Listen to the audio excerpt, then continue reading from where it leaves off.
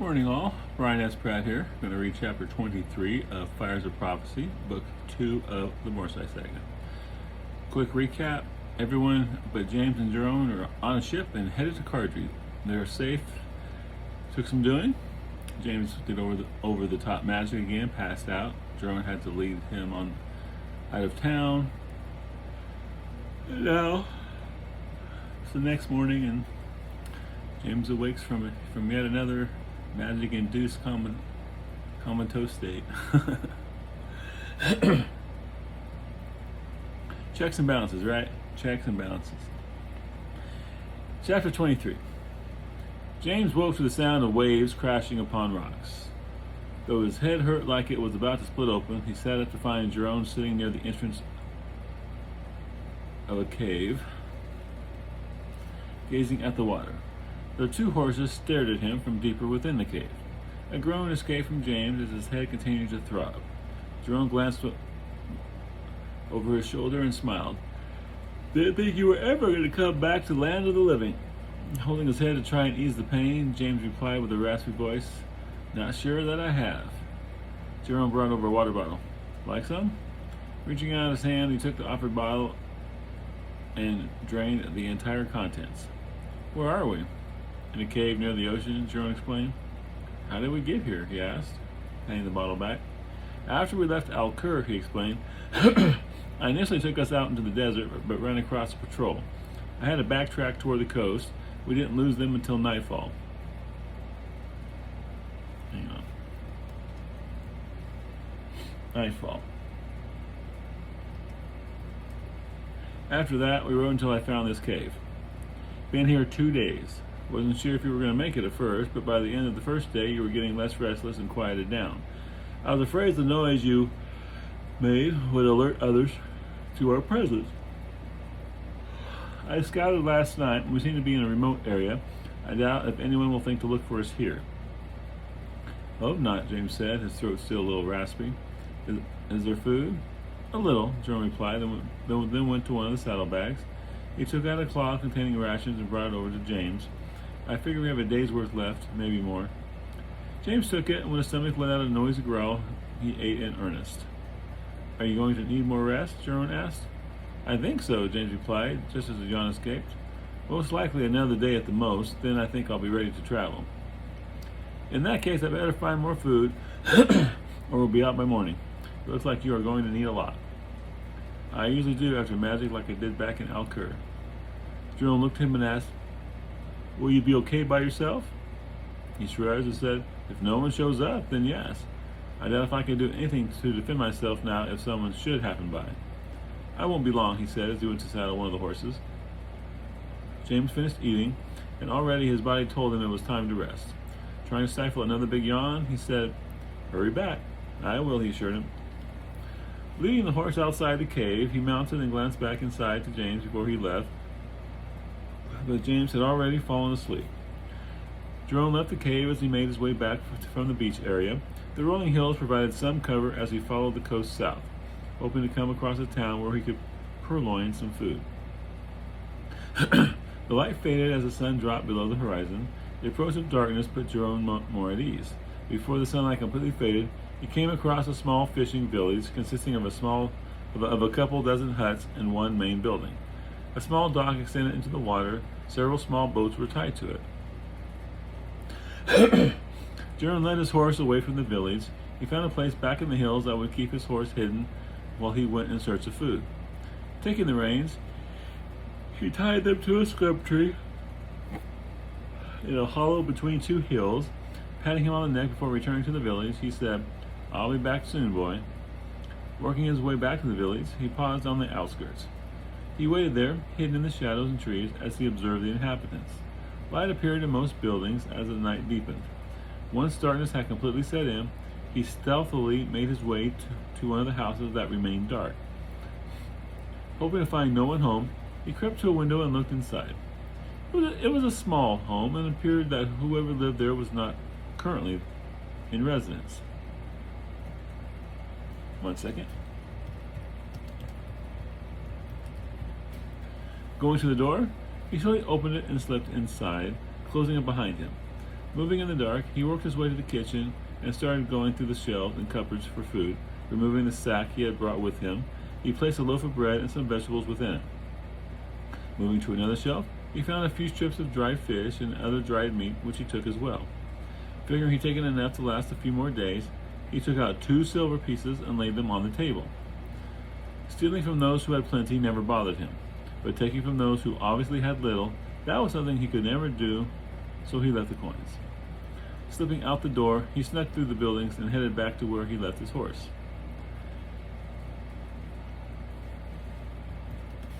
As he approached where he was sure he had left his horse, he saw a light coming up from ahead. Wary of danger, he drew one of his knives and slid closer. Passing between the hills, he saw 4 teens near his horse. They were bending over where the contents of one of his bags had been emptied upon the ground. Setting down the sack of food, he approached them, knife still in hand. As he entered the light, he said, "Get away from my horse and my things." All 4 of the teens looked in his direction. One of them said with a heavy accent, "Back," then drew his knife threatening. "This, ours now, go, if no get hurt." The others stood behind him and drew their knives as well. Drawing his other knife, he advanced upon them, saying, "But I do want to get hurt." The first teen got an uncertain look in his eye, as if he couldn't believe Jerome wasn't going away. He spoke to the others in the Empire's tongue. When Jerome got to within 5 feet of the teens, he stopped and said, Just put back everything you took, and I won't have to kill you." Whether it was a look in his eye or the sure way he held himself, the teens backed up a step. They emptied their pockets. Coins, as well as a few other items, joined the rest lying on the ground. He gestured with his knife and said, "Now, put everything back into the bag." He stood with knives drawn as the elder teen complied. Then he said, Now everyone back away from the horse." He advanced on them as they backed up until he stood next to the bag. Without taking his eyes off the teen, he sheathed one knife, then reached down and picked it up. After replacing the bag behind the saddle, he took the horse's reins and back toward where he left the food. Picking that up, he sugared it to the saddle. He sheathed his knife before mounting. Turning his horse, he gave the boys one last look before heading into the night. As he left, he went in the opposite direction of where James lay, in case the boys decided to tell anyone about meeting him. He doubted they would, as it would make them look cowardly. He traveled through the hills for a ways before turning back to the north and to James. Finding the cave in the dark proved difficult, but he at last came across it and was relieved to find James still asleep and undisturbed. Securing his horse with the other, he sat at the entrance and kept watch while James slept. When sunlight hit James's face, he woke feeling much improved over the day before. Lying next to him were a few strips of dried meat and vegetables. "Found some?" he asked Jerome. "A little bit," he replied from where he sat at the cave entrance. Tearing off a strip with his teeth, he chewed it for a bit, then took a bite of one of the veggies. "Able to ride today?" Jerome asked. "Yes," he replied through a mouthful of food. "I think so. My head doesn't hurt as badly as it had yesterday, and I don't feel quite as wobbly." "Good," he said. "We need to get moving before we're discovered." "Let me see if I can find out where Michael is," James said as he got up and went to retrieve the mirror from his shaving kit. Stuffing the rest of the dried meat into his mouth, he pulled the mirror out and took it over to the cave entrance where he sat next to Jerome. Cupping the mirror between his hands, he concentrated. The image wavered, and suddenly they saw Michael in a darkened place with others. He expanded the picture, and after a few minutes stated, "I think he's on a boat." "Are you sure?" "Pretty sure," he replied. "He's somewhere dark, and if you watch, it looks like the view simply rocks back and forth. It reminds me of being on a ship." "He could be going anywhere then," Jerome said. "Yeah, I know," agreed James. "It will be hard to follow him if we're going to need a boat." "Let's worry about one thing at a time," Jerome said. "Where is he?" James thought for a moment and then removed a short piece of cloth from his bag. He took it outside and walked down near the water. Jerome followed him to where the waves crashed upon the beach. Standing still at the water's edge, he held the cloth by one end and extended his arm outward as he concentrated on Michael, willing the cloth to point the way. If it worked with a piece of wood, it should also work with the cloth. The cloth began to move, not with the breeze coming in off the water, but on its own. Maintaining his concentration, he opened his eyes to see the cloth pointing south along the beach. He turned to Jerome as he terminated the spell. "He's that way, and I get the feeling quite a ways away."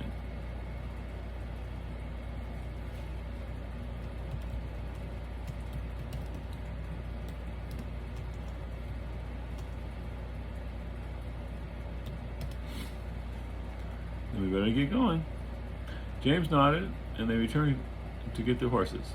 Once inside, Jerome asked him to use the mirror to see if the others made it safely on board the ship. Taking his mirror again, he concentrated on Delia and her surroundings.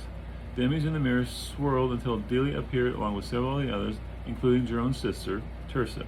Widening the view, they were relieved to see them on board a ship at sea. From their expressions, they did not seem to be in distress. Looks like they made it, James said. Jerome sighed with relief. I'm glad Tirsa is safe. That's been worrying me ever since we left. Me as well, added James.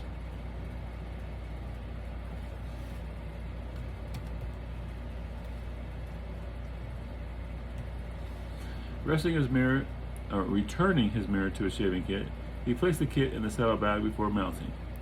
Jerome swung into the saddle and then led them from the cave. Turning their backs to the water, they headed through the hills, continuing to angle away from the water. Why don't we follow the shoreline? There's a village along the coast that I visited last night, he replied. They may be looking for someone who took some food. I did leave money, 2 silvers, but they still may be looking. As they continued angling away from the shoreline, they came across the main road running north and south. A quick look revealed no one traveling upon it, so they quickly crossed and entered the cover of the foothills on the far side. Staying within the hills, they were able to run parallel with the road on their way south. They didn't ride long before they heard the sound of marching feet coming up from ahead. Leaving the horses between 2 hills, they climbed to the crest of the next hill and peered over the top. Easily 1,000 strong, the army marched north, and at their head rode 2 brown robes, as well as 2 others who looked to be civilians. A wagon train stretched over a mile behind them. Flanking them in the hills were riders, most likely scouts. Uh-oh, Jerome said as he indicated the riders in the hills. Scouts. We've got to get out of here fast. Glancing back at the brown robes, James said, yeah. Rushing down the hill, they got to their horses and mounted quickly. Turning due east, they galloped away, hoping the scouts wouldn't catch sight of them. Do you think they're looking for us? Jerome asked. It's likely, he replied. We did sort of upset things back in Alcur. With a short laugh, Jerome added, I guess you could say that. A horn sounded behind them, and they turned to see a scout at the top of the hill. Kicking the horses into even greater speed, they flew through the hills. The scout followed, keeping them in sight and periodically sounding his horn to alert the host behind them as to their position. Damn, James heard Jerome exclaim as they raced through the hills. At least the majority of the soldiers were on foot, James said. True, but the mages weren't, stated Jerome. They continued to ride hard, and James led behind them but didn't see any pursuit, other than that annoying scout who continued alerting everyone to their whereabouts. Hold up a minute, James finally said as he reined up and brought his horse around. The scout remained where he was, 2 hills back, as he again sounded his horn. James pulled a slug from his belt. Can you hit him from here? We'll see, he replied, as he threw the slug and at the same time let the magic flow. Jerome watched as the slug soared through the air. The scout must have seen the slug, for he quickly moved down the hill and out of James's sight. The slug altered course slightly before disappearing behind the hill after the scout. Did you get him? Not sure, James said, but let's not wait around to find out. They turned their horses and once again raced through the hills. After several more minutes of riding, they slowed. Looked like you got him, Jerome said when the scout failed to reappear. Maybe now we can lose them in these hills, James said with relief. The plan to escape through the hills quickly died. After only a few minutes, they cleared the hills and were once again in the rocky desert with its scrub brush and stunted trees. Turning south, they followed the edge of the hills and only rode a short distance before they again heard the sound of the horn. Glancing behind them, Jerome exclaimed, "By the gods!" James turned and saw at least 100 horsemen charging toward them from the north. Kicking their horses to a gallop, they rode fast, hoping to stay ahead of the approaching cavalry. Another horn sounded to their right as soldiers from the road came into view when they crested the hills. The brown-robed mages were at the fore.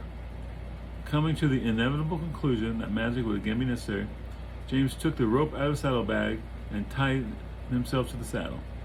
When he noticed Jerome looking at him, he shrugged and pulled the rope tight. Maybe he should get a saddle equipped with a seatbelt. That would help because, he seems to be doing this quite often.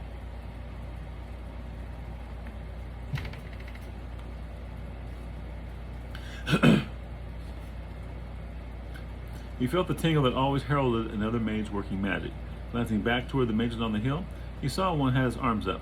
"Fly!" he yelled to Jerome as he kicked his own horse into a gallop and rode to the southeast, angling away from the two armies. The tingle suddenly intensified and looked back to see a fireball flying toward them. He countered with the spell and it exploded harmlessly before it even reached them. The cavalry had swung to intercept but weren't gaining very fast. James realized he was unlikely to destroy both armies without unleashing something cataclysmic. His only hope was to hide, disappear.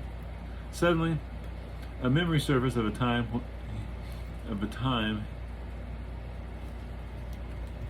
when he and his family had vacation in Las Vegas during the summer when a Santa Ana had come through.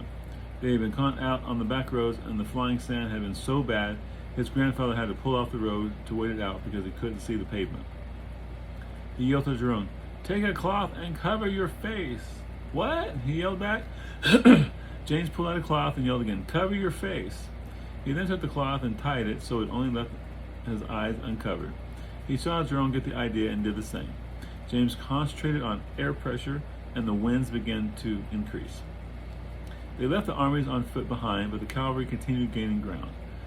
Jerome realized that they were not going to be able to outrun them. He looked at James and saw him with his eyes closed. He moved his horse closer and grabbed the reins so they wouldn't become separated. As they continued to gallop, the wind picked up. It grew in intensity for several minutes, then gusts slammed into the ground, drawing dirt and sand up into the air. The air became hazy as more and more dirt and sand were being torn from the ground. The intensity of the winds hurled the sand into them with stinging force. Jerome glanced back, but the dust in the air had obscured everything and the cavalrymen were no longer visible. He angled more to the south, hoping to throw off their pursuers. The storm grew in intensity, and he hollered, "That's enough! You're going to kill us if you don't back off!" James's eye flew open and looked tiredly to Jerome as he nodded understanding. When the storm didn't subside, he yelled to James, "You need to stop!"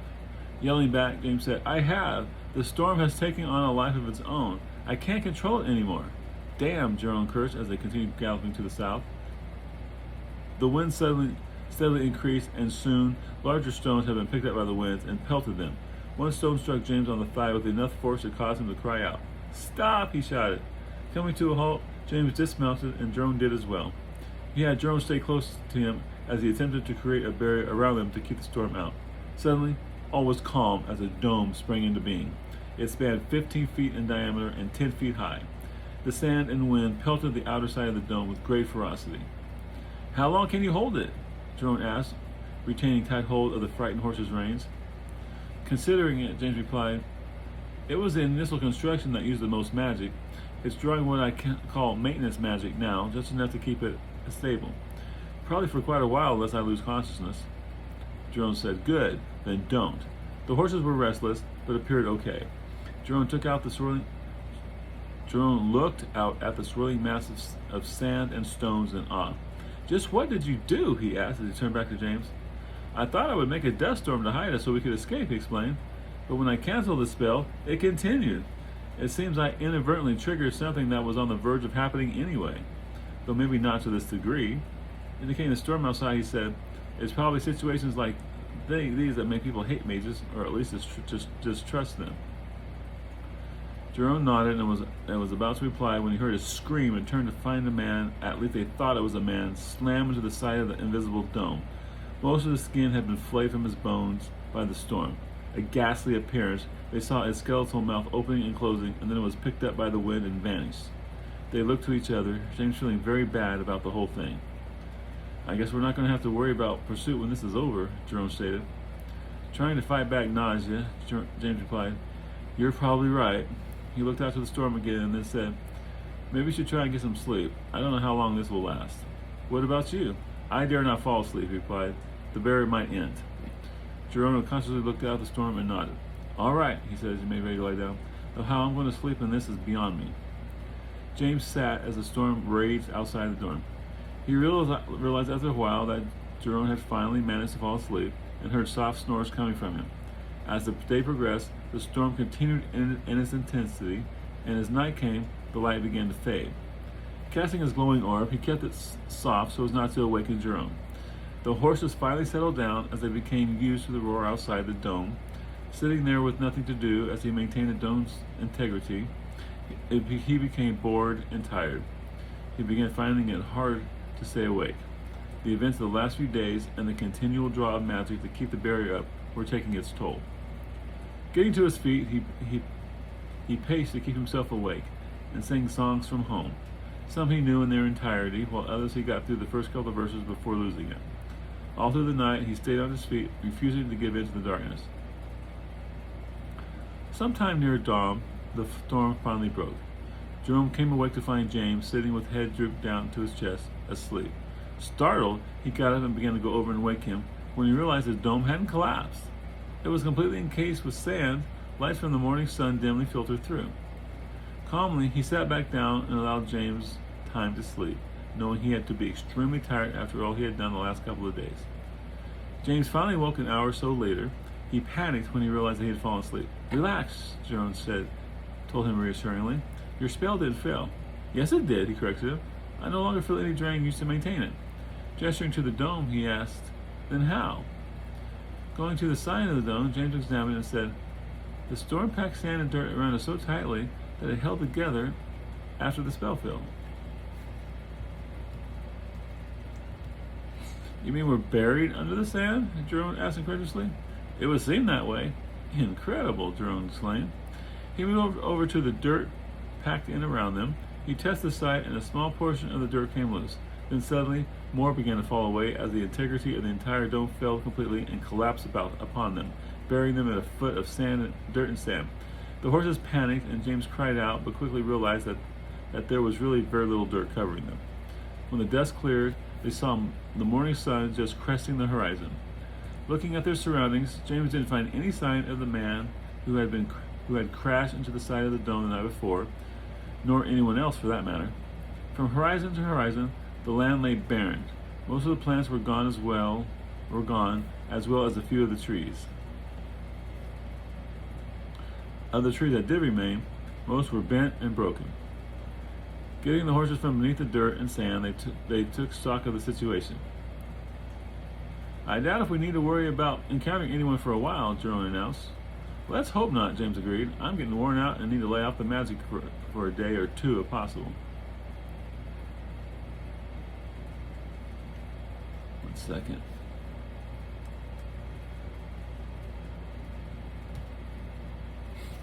"Yeah, I'm getting worn out and need to lay off the magic for a day, too, if possible." Jerome patted him on the back and smiled. "If we encounter anyone, we'll ask them if we can fight tomorrow so you can rest, okay?"